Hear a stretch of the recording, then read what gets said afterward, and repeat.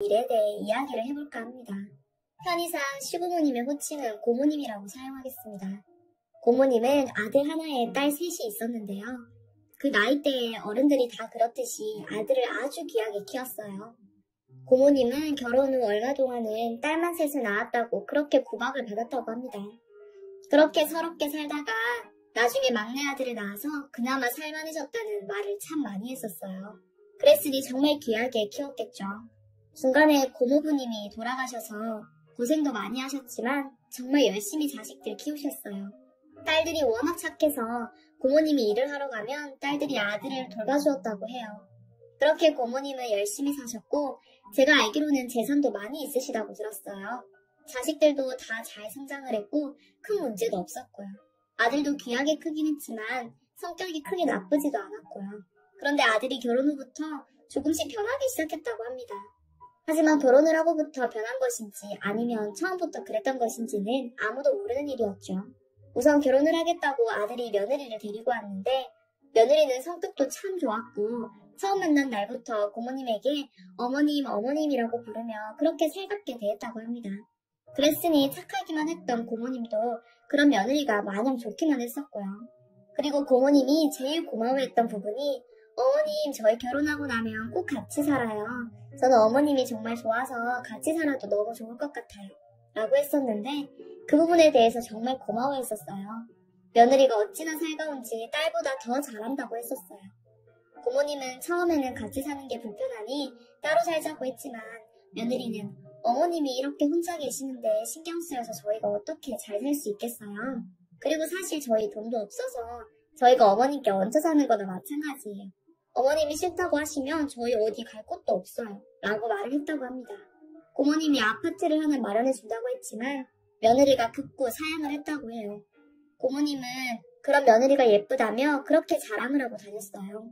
며느리는 집에서 살림만 했는데 살림을 그렇게 잘했다고 해요. 거기다가 음식을 그렇게 잘해서 하루가 멀다 하고 맛있는 음식들을 만들어서 고모님에게 주시고는 했대요.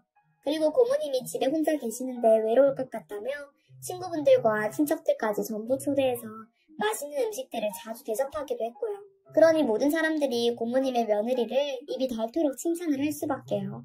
다들 그런 고모님을 부러워하면서 집에 돌아가면 며느리들을 그렇게 구박했다고 하네요. 그리고 형제들에게도 정말 잘했던 일은 말할 것도 없고요. 고모님의 딸들의 아이들까지 그렇게 살뜰히 챙겼었는데 아이들의 입학식, 졸업식, 그 밖에 생일이라든지 그런 것도 잊지 않고 꼭 챙겼다고 합니다. 그렇게 고모님은 며느리에게 푹 빠지셔서 며느리 말이라면 그냥 다 믿고 따르게 되었어요. 그런데 말입니다. 이 사람이란 동물이 참 간사하고 속을 알 수 없는 동물이라고 하지 않습니까? 고모님의 며느리가 그랬던 것 같아요. 참 안타까웠던 것이 며느리는 모든 것을 철저히 계산하고 그러한 행동을 했던 것이죠. 지금 생각해봐도 고모님이 너무 불쌍하네요. 그렇게 믿고 의지했던 며느리에게 배신을 당했으니까요. 아마도 그래서 그 누구보다도 충격이 컸던 것 같아요. 그렇게 며느리는 철저하게 연기를 했고 가족도 그 누구도 그런 것을 눈치채지 못했어요. 아무튼 그렇게 아무 문제 없이 잘 살고 있었던 어느 날 고모님이 저희 시댁에 오셨는데 오시자마자 바닥에 주저앉아서는 통곡을 하셨다는 겁니다. 내가 이 나이 먹도록 세상 헛살았다 라고 하시면서 그리고 손에 들고 있던 검은색 봉지를 내동댕이 쳐버렸는데 시어머님이 자세히 보니까 풀빵이랑 똑같은 것이 들어있었는데 그것들이 다 터져서 난리가 났다고 합니다. 그렇게 저희 시어머니는 놀라서 무슨 일이냐고 물었지만 고모님은 그저 눈물만 흘리며 같은 말만 되풀이할 뿐 입을 굳게 다물고 계셨다고 합니다. 시어머니가 그런 고모님을 우선 방에 눕히고 따뜻한 차를 가져다 드렸는데 아무것도 드시지도 않고 그냥 그렇게 눈물만 흘리셨다고 하더라고요. 그리고 잠시 후 고모님의 며느리가 저희 어머님에게 전화를 했는데 죄송한데 저희 시어머님이 아직 안 들어오셨는데 혹시 거기 계신가 해서요. 식사도 못 하셨을 텐데 걱정이 되어서요. 라고 말했다고 합니다. 그래서 저희 시어머니가 그러게 무슨 일이 있는 건지 지금 여기 누워만 계시네. 그런데 눈물만 흘리시고 말을 안 하시는데 도대체 이게 무슨 일인지 모르겠네. 혹시 자네도 무슨 일인지 모르는가? 라고 말을 했고 고모님의 며느리는 깜짝 놀란 목소리로 네, 저희 어머님이 눈물을 흘리셨다고요? 왜요? 그럴 리가요? 아침에 친구 만나러 가신다고 기분 좋게 가셨는데요? 라고 말을 하며 바로 저희 시어머님 집으로 오겠다고 하고 전화를 끊었다고 합니다. 그래서 저희 시어머니는 고모님에게 가서 형님, 지금 형님 며느리가 전화 왔는데 우리 집으로 형님 모시러 온다고 하네요. 근데 도대체 이게 무슨 일이에요? 형님 며느리도 전혀 모르는 눈치던데? 라고 물었는데 고모님이 갑자기 화를 내시면서 그럼 못돼 처먹은 것이 여기가 어디라고 와? 라며 고래고래 소리를 질렀다고 합니다. 그 순간 저희 시어머니는 너무 놀라서 혹시 고모님이 치매가 온 것은 아닌지 정말 걱정이 되었다고 해요. 그도 그럴 것이 며느리라면 좋아서 자다가도 벌떡 일어나시는 분이 갑자기 그랬으니 저희 시어머니 입장에서는 당연했던 것이 아닐까요? 하지만 고모님은 그 뒤에도 입을 꾹 다물어버리고는 말을 하지 않았고요. 그래서 저희 시어머니는 정말 답답해서 고모님에게 형님네 며느리 같은 사람이 어디 있다고 그러세요? 형님 혹시 어디 아픈 건 아니죠? 형님 오늘이 며칠이죠? 형님 나이가 어떻게 되는지는 기억이 나는 거죠? 라며 정말 걱정돼서 물었는데 그런 시어머니를 보며 고모님은 더 큰 소리로 땅을 치며 울어버렸다고 해요. 그렇게 잠시 후 고모님의 며느리가 왔는데 고모님은 방문을 굳게 닫아버리고는 이런 못돼 처먹은 것이 여기가 어디라고 와? 당장 나가거라 라며 소리를 질러댔고 저희 시어머니는 고모님이 걱정이 되어서 고모님의 며느리에게 나한테도 말을 안 하셔서 도대체 무슨 일인지 모르겠는데 우선은 그만 돌아가 연세도 있으셔서 더 힘들면 안 될 것 같네. 내가 사는 시어머니 진정되면 한번 물어볼게. 나랑 같이 있으니 걱정 말고 우선 돌아가게 라고 말했대요. 고모님의 며느리도 많이 놀란 듯 했는데 울먹울먹하며 돌아갔다고 합니다. 그리고 얼마 후 시아버지가 집에 돌아오자마자 고모님은 시아버지를 붙들고 다시 대성통곡을 했는데 시아버지가 그런 고모님에게 누님 도대체 무슨 일이에요? 말을 해야 할지 울기만 하면 어찌합니까? 무슨 일인지 말을 해봐요. 제발 이렇게 울지만 말고 이러다 나도 말라 죽겠어요. 라며 물었고 고모님은 그런 시아버지의 물음에 힘겹게 입을 여셨는데 충격적인 말들이 쏟아져 나왔다고 합니다. 동생아, 내가 정말 창피스럽고 화가 나서 못 참겠다. 며느리 그것이 아주 못돼 처먹은 것이었네. 라고 시작을 하셨다고 합니다. 그런 고모님에게 시아버님이 아니 누님 지금 그게 무슨 말이에요? 그런 며느리가 어디 있다고. 길 가는 사람들한테 다 물어봐요. 누님 며느리 같은 사람이 어디 있는가. 라고 말을 하셨는데 고모님이 주먹을 힘껏 쥐시더니 가슴을 마구 치시면서 그러니까 그것이 그동안 우리를 다 속인 거라니까. 꿈이어도 그런 꿈일 수가 없다니까. 라며 다시 눈물을 흘렸다고 합니다. 저희 시부모님은 정말이지 이해가 안 돼서 그런 고모님을 그저 멍하니 바라만 보고 있었고요. 시어머니가 그런 고모님이 걱정이 되어서 우선 진정을 시키고 시원한 물을 가져다 드렸고 고모님은 그렇게 다시 말씀을 이어가셨는데 동생, 내가 글쎄 아침 일찍 친구 집에 마시를 갔어. 그리고 며느리한테는 점심까지 먹고 올 것이니 기다리지 말라고 하고 갔었는데 같이 있던 친구가 갑자기 일이 생겼다며 가봐야 한다고 하더라고. 그래서 조금 일찍 집으로 왔지. 그런데 집에 돌아왔는데 이 괘씸한 것이 친구랑 이야기를 하고 있더구먼. 이라고 단숨에 말을 하시고는 숨이 차셨는지 물을 한 모금 드시고는 그런데 이것이 현관문을 열어놓아서 그 현관문 앞에서 나도 모르게 이야기를 들었는데 글쎄 내 욕을 하는 거야. 내가 그냥 작은 농담이면 이해해. 늙은 시어머니 데리고 사는데 당연히 힘이 들지 않았겠는가? 라며 이야기를 계속 이어나가셨는데 다음은 고모님 며느리와 친구의 대화 내용으로 대략 정리해보면 이랬어요. 야, 너네 시어머니가 웬일로 친구네 집을 다 갔냐? 웬만한 밥은 집에서 먹는다며 너도 참 대단하다. 하루 삼시세끼를 집에서 어떻게 그렇게 하냐? 나는 우리 시어머니가 돈이 아무리 많다고 해도 이렇게는 못 살겠다. 별 수 있냐? 나는 시어머니 재산만 받을 수 있다면 이것보다 더 한 것도 할 수 있어. 늙은 여우가 돈이 진짜 많긴 많은 것 같더라. 서랍에 통장이 몇 개인지 모르겠어. 라고 말을 했고 며느리의 친구는 와, 너 옛날부터 독한 줄 알았는데 진짜 대단하다. 하지만 지금까지 했던 말은 그냥 시작에 불과했어요. 근데 늙은 여우가 식탐이 얼마나 많은지 음식 해주느라 힘들기는 해. 먹는 거 보면 한 150살까지는 거뜬히 살 것 같아. 그래서 나도 요즘은 짜증이 조금 나기도 해. 그런 며느리의 말에 친구는 그럼 우선 분가라도 한다고 해. 분가만 해도 숨통이 조금은 트일 거 아니야. 라고 말을 했어요. 그런데 며느리는 정색을 하며 미쳤니? 내가 지금까지 어떻게 했는데 나는 절대 이 집에서 안 나갈 거야. 이 집 가족들 다 나한테 넘어왔어. 그건 절대 안 돼. 라고 말했다고 합니다. 와, 근데 이런 거 너네 남편도 알고 있는 거냐? 라고 며느리 친구가 물었고 며느리는 당연하지. 그 사람이 나보고 잘만 하면 이 집 재산 다 내 것 되니까 잘 참으라고 한 건데 라고 말을 했다고 해요. 그렇게 고모님은 오금이 저려서 더 들을 자신이 없었다고 했습니다. 그래서 조용히 문 앞에서 발걸음을 옮기려는데 며느리가 한마디를 더 추가했다고 합니다. 야, 근데 이 늙은 여우가 어디 나갔다 오면 그렇게 풀빵 같은 것을 사와. 맛도 없는 것을 왜 자꾸 사오는 거냐? 내가 지금 그딴 거나 먹게 생겼냐고. 돈도 많은 할머니가 그런 싸구려만 사다 줘. 나한테 음식을 맨날 그렇게 얻어먹으면서 좀 비싼 것 좀 살 것이지. 진짜 짜증나지 않냐? 라며 아주 고모님 가슴에 비수를 꽂아버린 것 같아요. 그렇게 고모님은 택시를 타고 저희 시댁으로 오셨어요. 그때 손에 들고 왔던 풀빵과 호떡을 왜 그렇게 던져버리셨는지 알겠더라고요. 그렇게 믿었던 며느리였는데 마음이 얼마나 아프셨을까. 그리고 아들 하나라고 귀하게 정성스럽게 키웠는데 아들이 그러고 있었으니 고모님이 그렇게 쓰러져서 울기만 할 만도 했지요. 저희 시부모님은 고모님을 끔찍히 생각하셨어요.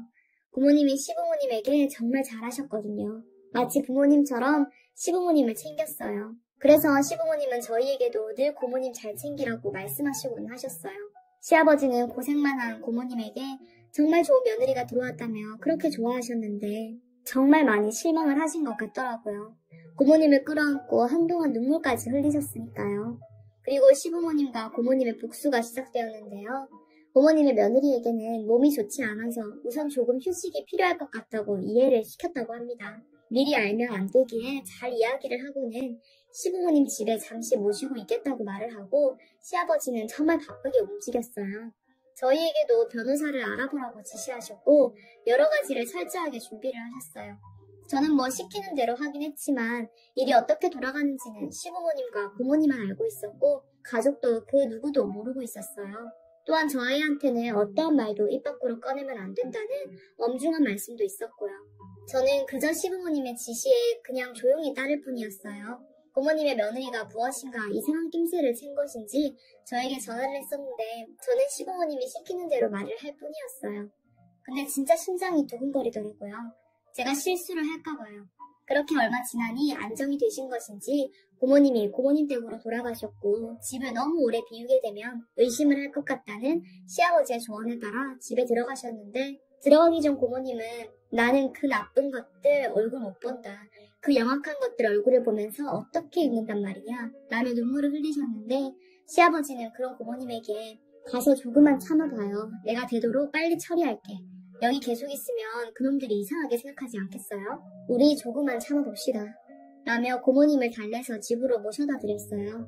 그리고 시부모님은 그 뒤 더 빠르게 움직이시며 여러 가지 일들을 처리하셨는데 우선 현재 살고 있는 고모님의 집을 팔아버렸어요. 시아버지가 부동산을 부탁을 해서 우선 날짜를 잘 조율하셨고 고모님은 비금속이라든지 그런 것들을 조금씩 가방에 담아서 저희 시댁으로 몰래 가지고 나왔어요. 그러고는 어느 날 고모님은 그냥 몸만 나오셨는데 그렇게 집을 나오시게 된 거죠.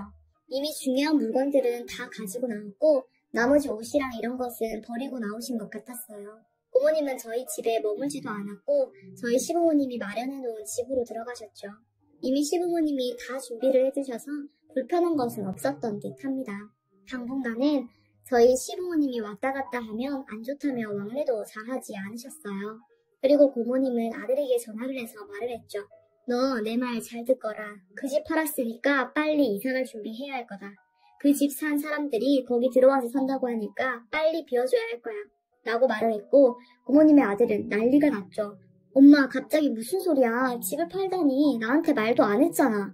라며 난리가 났죠. 하지만 고모님은 내가 차라리 치매가 와서 이 꼴 저 꼴 안 보고 살면 좋겠다 이놈아. 너희 아버지 그렇게 가고 나서 내가 혼자서 너희를 어떻게 키웠는데 네가 나한테 이럴 수가 있냐? 이 배은망덕한 놈아. 이 엄이 죽을 때만 기다리는 아들, 며느리랑 내가 무서워서 어떻게 살아 이놈아. 다시는 이 엄이 찾지 말거라. 라고 말을 했고 고모님의 아들은 엄마 잠깐만. 엄마 무슨 소리야. 알아듣게 말을 해야지. 도대체 무슨 말이냐고. 고모님은 그런 아들에게 그건 네 집사람한테 물어봐 이놈아. 그리고 네 마누라한테 그동안 연기하느라 고생했다고 전해라. 아주 악질도 그런 악질 어디 있어? 라며 말을 하고는 마지막으로 한마디 더 추가했는데 너 그 집에서 빨리 나가야 할 거다. 약속한 날짜가 얼마 안 남았거든. 이라며 전화를 끊어버렸고 핸드폰을 꺼버렸다고 합니다. 그 뒤 고모님의 아들은 저희 집에 와서 한바탕 소란을 피웠어요. 저희 시아버지에게 우리 엄마 어디 있어요? 어디 있냐고요? 외삼촌 알고 있죠? 라고 물었고 저희 시부모님은 절대 모른다고 말을 했고요. 하지만 고모님의 아들은 날뛰면서 빨리 말하라고 난리를 쳤는데 저희 시부모님에게 외삼촌이 엄마 재산 욕심나서 그랬죠? 도대체 엄마한테 뭐라고 한 거냐고요? 라고 소리를 질렀고 저희 시아버님은 결국 그런 조카의 뺨을 내리쳤어요. 이 짐승만도 못한 놈아. 네 엄마가 너를 어떻게 키웠는데 이따위로밖에 못해? 엄마가 집을 나갔는데 엄마 걱정은 하나도 안 하고 그놈의 재산만 생각하냐? 네 엄마가 왜 집을 나갔나 잘 생각해봐 이놈아. 라고 소리를 질렀어요. 하지만 계속 난동을 피워서 저희 남편이 끌어내야만 했어요. 며칠을 그랬는지 모르겠네요. 그런데 재미있는 것은 며느리는 코빼기도 안 비치더라고요. 그러고는 살던 집에서 나왔다고 하는데 결국 쫓겨났겠죠. 돈이 없으니 어디 월세방을 얻었다는 이야기를 들은 것 같네요. 고모님의 아들은 그 뒤에도 계속 고모님을 찾아다녔지만 못 찾았어요. 시부모님과 고모님이 작정을 하고 준비를 해서 절대 찾을 수가 없었어요. 참 안타까운 게 딸들한테까지도 절대 알리지 않았던 것인데요. 나중에 한참이 지나고서야 딸들하고는 왕래를 했지만 모든 것은 아들한텐 비밀로 했었죠. 지금은 고모님이 돌아가셨지만 돌아가시기 전에도 아들한테는 재산을 하나도 안 준 것으로 알고 있어요. 일부는 딸들한테 주고 나머지는 돈이 없어서 공부를 못하는 아이들을 위해 기부했다는 말만 들었어요. 아무래도 자식 잘못 키운 것에 대한 후회를 그렇게나마 풀고 싶었던 것이 아니었을까 싶습니다. 그리고 저희 시부모님에게도 재산을 조금 남기셨다고 했는데 안 받으셨다고 하더라고요. 그때 조카가 내 삼촌이 돈 빼돌렸다고 그 난리를 치고 갔는데 절대 안 된다고요. 시부모님은 오히려 저희 부부에게 내가 안 받아서 서운하리라고 물어보셨는데 그게 뭐 저희 것도 아니고 시부모님 주신 건데 저희는 그냥 별 생각도 없었고요. 그리고 고모님 아들이 돈 때문에 그 난리를 치는 것을 보며 돈이 참 무섭기도 하더라고요. 돈에 미쳐서는 날뛰던 모습이 지금도 잊히지가 않거든요. 그리고 고모님의 아들은 그 며느리와 이혼을 했다는 소리를 들었어요. 저도 자식이지만 사람들 참 무섭네요. 아무리 그래도 그렇지 돈에 눈이 멀어서 어떻게 그럴 수가 있나요? 저희 부모님은 돈이 많은 것도 좋을 게 하나도 없다고 하십니다. 물론 모든 자식들이 이렇진 않겠지만 부디 이러한 사람들이 없었으면 좋겠네요. 아무리 그래도 키워준 부모에게 이런 것은 정말 아니지 않습니까? 부모님에게 항상 감사하는 마음으로 살아가겠습니다. 제 이야기는 여기까지입니다. 긴 글 읽어주셔서 감사합니다.